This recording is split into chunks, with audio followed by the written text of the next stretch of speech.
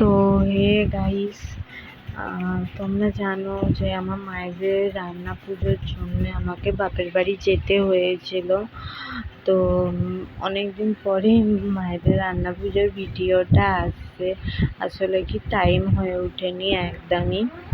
আর দেখতে পাচ্ছি আমার মায়েদের আর ওখানে বাসন ধোয়া ছিল প্রথমে, তারপরে হচ্ছে আনাচারে কাটে, আর এখন হচ্ছে সব জোগাড়পাতি করে রাখা আছে। রান্না পুজো যেহেতু অনেক কিছু ধোয়াধুয়ি করতে হয়, সেই জন্য সকাল থেকে ওইসব বাসন কুসন ধোয়াধুয়ি হচ্ছিলো। আনাজ দুপুরবেলার পর আনাজ ফানাজ কাটা হয়েছে। আর এইগুলো দেখতেই পাচ্ছ, আনাজ কাটা মানে রেখে দিয়েছে, ধুয়ে রেখে দিয়েছি। আর দেখতে থাকুন ভিডিওটা, যদি ভালো লাগে লাইক কমেন্ট অ্যান্ড শেয়ার করে দিও।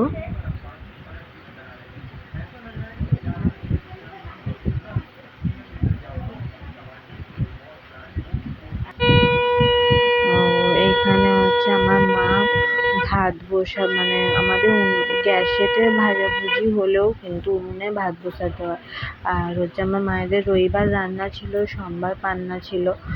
প্রচুর সবাই যেন প্রচুর পরিমাণে বৃষ্টি হচ্ছিল, সেই জন্য আমার মা দালানের সামনেটাই ভাত বসাচ্ছিল। তো উনুনকে পুজো দিয়ে ভাত বসিয়েছে। প্রথমে যখন পুজো করছিল আমার ছেলে চুপচাপ বসে বসে দেখছিল, তারপরে যখন ধীর ধীর করে আমার মায়ের কোলে উঠে পড়েছে। এটা আমার মা ভাত বসাচ্ছিল। ভাতটা হচ্ছে মানে যাদের রান্না পুজো তাদেরকেই করতে হয়, তো সেই জন্য আমার মা করছিল। এখানে ভাত হচ্ছে উনুনে।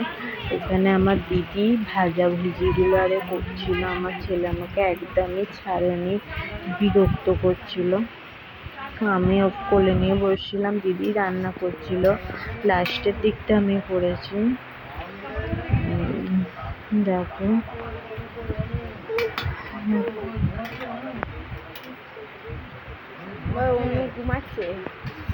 এই দেখো আমার পুচু সোনা, রাত 2টো অবধি আমার পুচু সোনা জেগেছিল। এইটা না আমার মায়েদের একটা রান্না পুজোয় যাকে বলে স্পেশাল খাবার হচ্ছে, ওইটাকে খন্ডি বলে। তো আমি নাড়ছিলাম, নাড়তে নাড়তে আমার হাত ব্যথা হয়ে গেছে বলে আমার বড় জামাইবাবু ঘুমাচ্ছিল, ওকে টেনে তুলে নিয়ে এসে নাড়তে দিয়েছি। রান্না পুজোর খাবার এটা মাছের ঝাল পুঁই শাক হয়েছিল। ভিডিওটা করার টাইম হয়ে ওঠেনি। তো এই ছিল রান্না পুজোর ভিডিও।